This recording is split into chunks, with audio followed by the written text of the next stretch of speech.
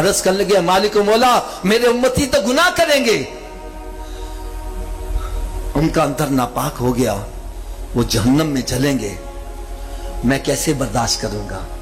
یا اللہ کرم نوازی فرما دے۔ رب تعالیٰ نے ارشاد فرمایا میرے محبوب یہ 5 نمازوں کا تحفہ لے جا۔ اونچی بولو یا سبحان۔ کتنی نمازوں کا؟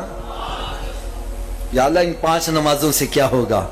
فرمایا جس طرح کسی کے گھر کے سامنے نہر جاری ہو اور دن میں 5 مرتبہ غسل کرے اس کے بدن پر میل نہیں رہے گی، تیرا امتی 5 نمازیں پڑھے گا اس کے باطن میں گناہوں کی میل نہیں رہنے دوں گا، جنت کا حقدار بنا دوں گا۔ یار ایک بڑی حدیث میرا خیال ہے شاید یہ مسجد میں بھی یہاں کہیں لکھی ہو، الصلاۃ مفتاح الجنہ، نماز جنت کی چابی ہے۔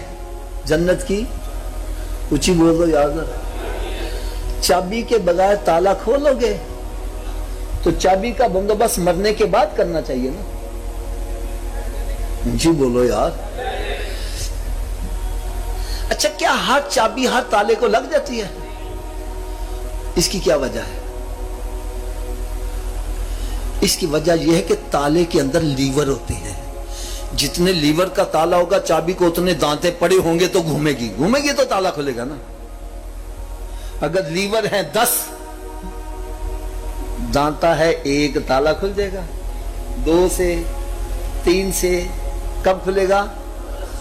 تو آؤ آج میں آپ کو یہ بتلا دوں جو جنت کو تالا لگا اس کے 5 لیور ہیں، اور کتنے ہیں؟ پہلے کا نام ہے فجر، دوسرے کا نام، تیسرے کا، چوتھے کا، 5ویں کا۔